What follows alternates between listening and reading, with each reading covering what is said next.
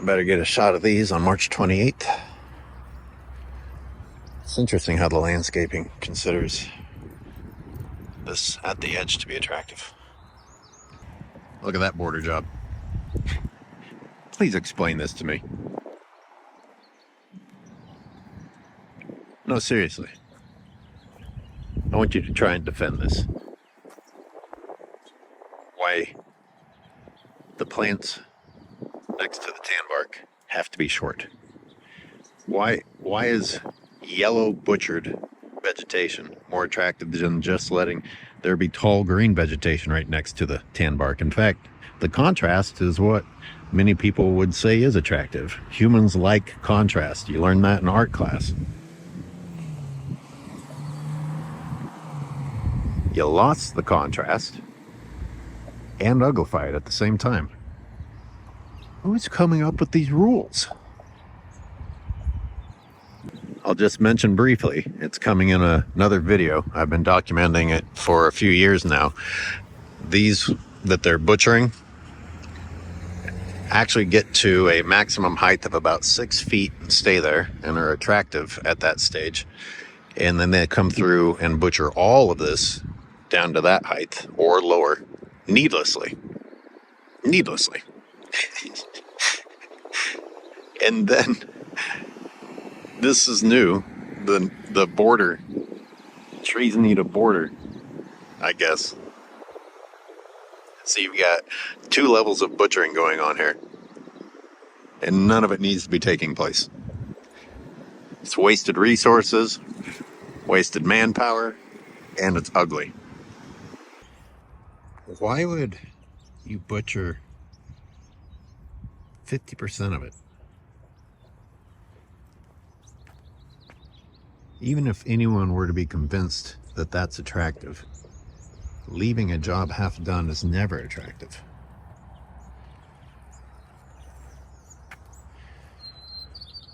Wow, so they weed whacked all the way down in here and left the old trash behind.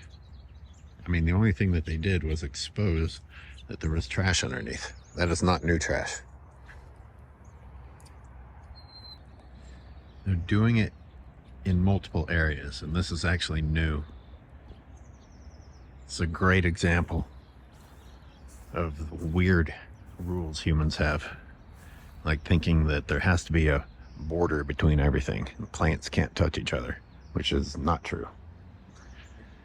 Look up something called companion plants. Plants actually do like being next to each other. So now we have ugly butchered borders surrounding the plants and even giving the rocks space from the plants. As if the green plants next to the rocks was ugly or something. I'll tell you what's ugly. The butcher job. I feel like I need to clarify. You're looking at the same plant species. And for the first time since I moved here, they've decided that that plant species now needs to be chopped even lower than the rest of the same plant species when it is next to a tree, or apparently even if it's next to rocks. And the real mind-blowing part of it is that species doesn't need to be cut down at all. It self-regulates. Yep, they did it over here too. Can't have those plants touching the branches.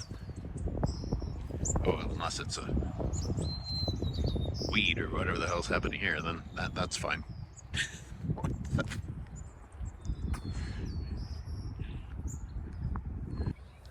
I thought maybe this was a tumbleweed. No, I don't know what's happening there. Doesn't look alive. There it is again. Make sure there's space. Wait a minute, that's space in between the same plant species. Here they created a border between the weeds and the weeds.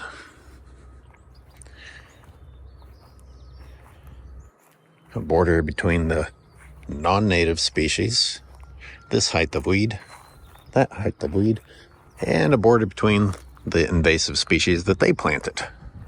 Invasive species that have simply taken over invasive species that were actually placed here. Go ahead, describe with detail how attractive this is. Butchered, yellow, burnt, half-dead plants, bare soil, mosses and lichens trying to grow because of how unhealthy it is here. Invasive species, the scraps of the butcher job, tan bark from about 5 years ago hanging in there, mud. These plants have not gotten any more attractive since they were planted. In fact, they're just getting worse. How about that? That's award-winning landscaping right there.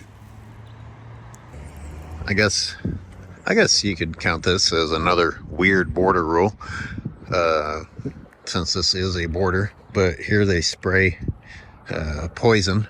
You can call it pesticide or herbicide if that makes you feel better. But the end result is death. Somehow this is a job well done. Leaving the landscape looking uglier than when the landscapers arrived is a good thing. Here you can see that being applied to the trees. This is yet another one of our border rules. Have to have this gap between the grass and the sidewalk. But that pesky grass starts to overlap, even though there is a gap here. So you know what humans do? They start to take this back even further. Mowing isn't enough, edging isn't enough, because you can't have that short period of time where the blades of grass from over here start to go over there. So soon this is going to be like this. There we go. Now I feel civilized again. Civilized, civilized, civilized, civilized. Oh, chaos. I particularly like when the gap is so big you could actually trip in it. Straight lines. Order and borders. That's what separates us from the animals. Along the same lines of that border where your grass can't be touching the asphalt is this. But it's not creating the black chasm. This is just spraying herbicide year after year after year to where you have death and then the currently dying border plants and then this. How people decided that this is more attractive is an interesting one. Here's where they blast the leaves out of here bare, because bare soil is better than leaves or any type of ground cover. And I know a lot of you are going to use the vegetation management, fire fuel mitigation excuse. We'll get to that, but for now I'll just let you know that you don't know what you're talking about. You're simply repeating what you've been told to say and think. We will, however, talk about the BS double standard of pretending to care about vegetation management, because you see here where they sprayed herbicide a very long time ago. So now you just have this standing death. Well, it's still fuel, isn't it? It's just ugly. Didn't bother to get rid of it.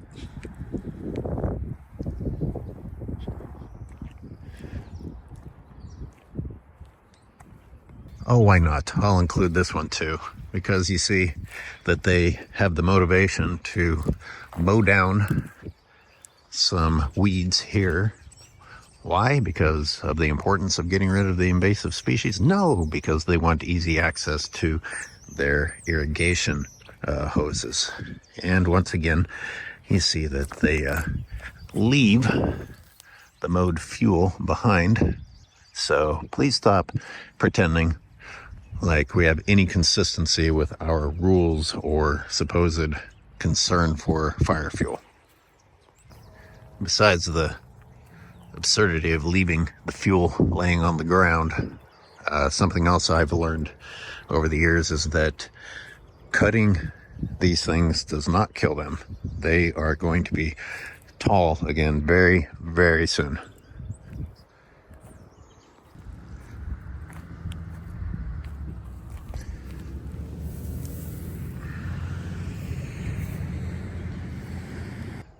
Oh, just endless types of examples on this morning walk.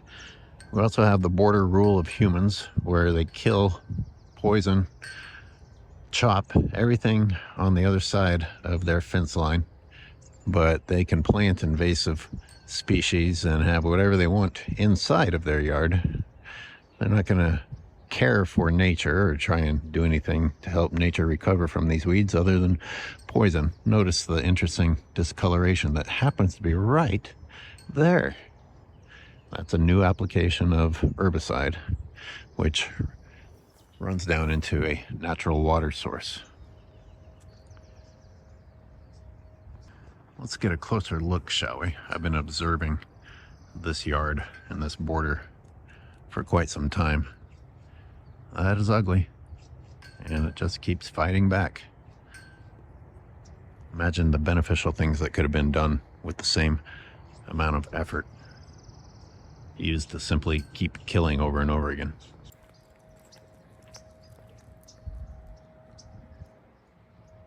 You hear that sound? That is a HOA leaf blower. At least 3.5 blocks away from here. Uh-oh.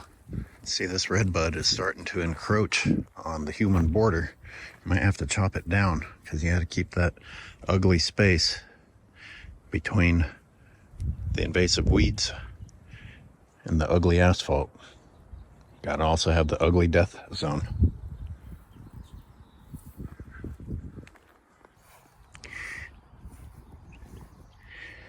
This is ugly.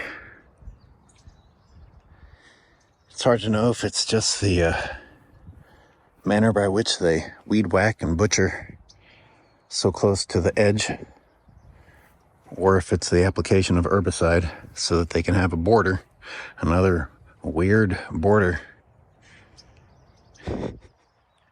Because you've got the border over on this side. Granted, that's all unchecked invasive plant species, and this is an intentional invasive plant species. Yeah, I don't know. That's a lot of yellow on the border. But in order for me to enjoy the park, I've got to have a death zone from the asphalt over to here. Just like that death zone. The death of the asphalt just isn't enough. I'm simply uncomfortable as the advanced species on this planet not to have a border between that and the lawn. And yet another example of our weird borders. No, this is not naturally occurring. No, that extent of lifelessness, bare, muddy soil is not achieved without the human touch. Trees do not like it. It's not good for the trees. In addition, this usually pools up with water, drowning trees that don't actually want much water. But once again, we've decided that we have to have a circle of lifelessness between our trees and the grass.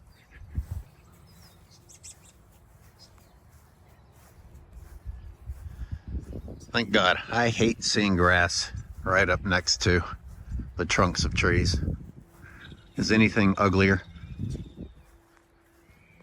I left out the small detail that that level of barrenness is achieved with one of the noisiest machines on the planet. This is one of my favorite borders. Again, we have needlessly butchered plants. They looked really bad a couple of weeks ago. You see that they left the butchering pieces on the ground, like I pointed out in other examples. And again, you have to have this bare space in between the planted plants. Now, while I think that that's really weird and dumb, it's harmful on another level too. People have gotten so used to seeing this in urban environments, it's now being applied out in nature. And that's really unhealthy, and it's not what nature wants. I mean, this is a park. Kids come here, see this, and think that this is good. This is hideous. And it actually takes a lot of work to maintain this level of hideousness. It just looks great, doesn't it?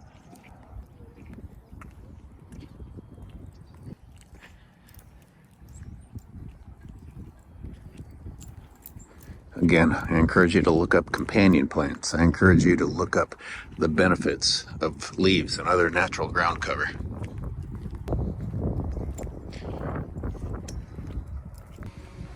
Well, I put it off as long as I can. Gotta head back home, get to work. I fled the neighborhood in the first place because of the landscaping noise pollution taking place right next to it. And of course, there's the noise pollution most of the walk. But I'll include this little last batch here.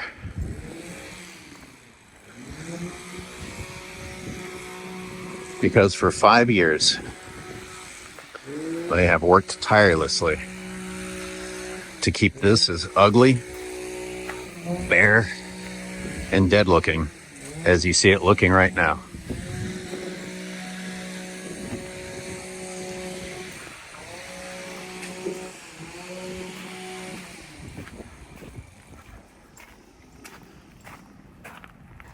And you can see how humans mimic that bad example set by the city's contractors.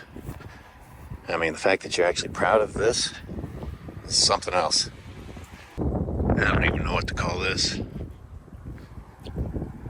This is all bare, but these trees are being kind enough to put a blanket of beauty on them. However, the landscapers will be here soon to bring an end to that. Like that bare crap that you see there, that's not recent.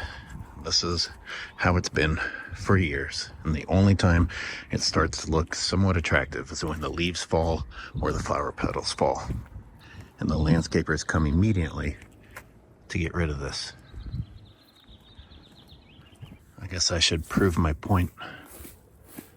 Get rid of the tree fall, and this is what happens underneath. There we go. That's much better.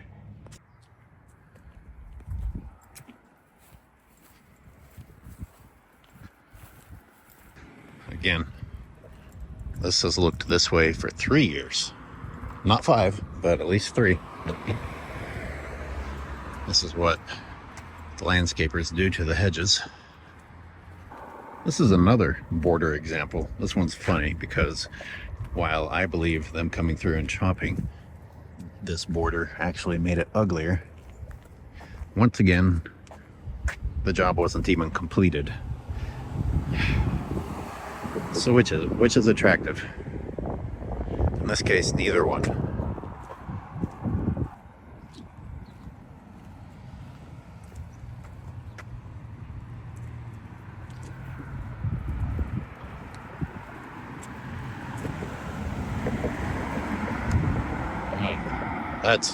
That's a work of art right there.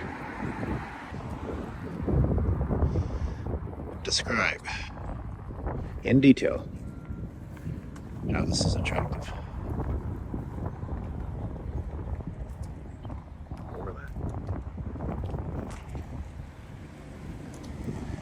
Holy crap, these guys were just here. Here's the landscaping that actually drove me out of the neighborhood this morning. They must be on siesta, because I know they're not done. There, I can barely hear them. They leaf blow for an incredible 7 hours doing this HOA to make sure this remains as bare as possible. Remember, 7 hours of leaf blowing that accomplishes what at least I and many others could argue as being an uglier end product. That bare soil rule.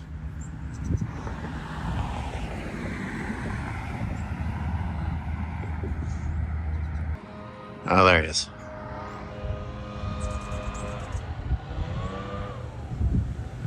Can't have dust on asphalt either. I guess the butchering of these hedges could be considered another type of border, a vertical border. That's been there for a month and a half. Remember, this was grazed, but I still have to mow. And I'm sure they've mowed several times already this year.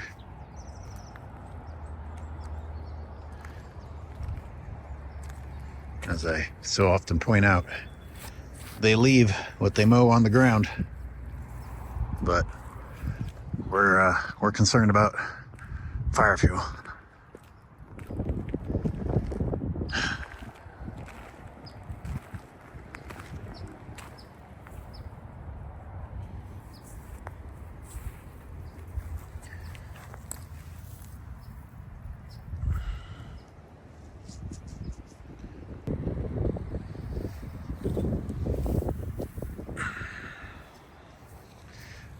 As we switch from this border, I like to show the amount of herbicide they spray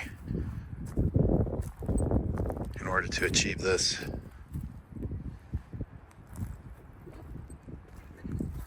Not only is it unhealthy, it's certainly ugly.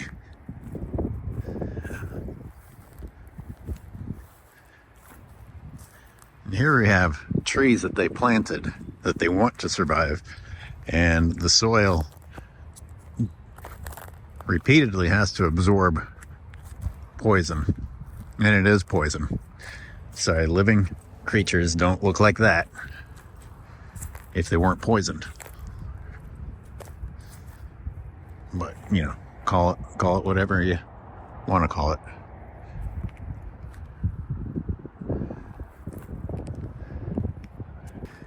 I gotta ask, why not just mow this? Why did you leave? Why did you leave that?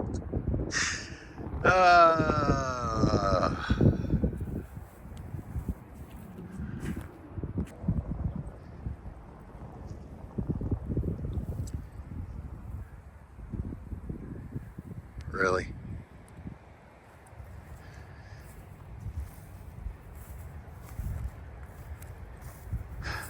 Really something else. So, as long as we're speaking about borders, see all these posts?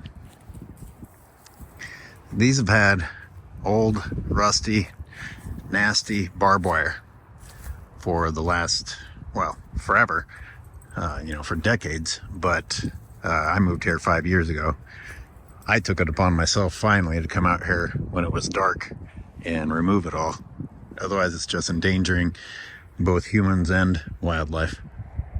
But hey, borders and appearance are important to humans, even if the borders are doing nothing but creating danger.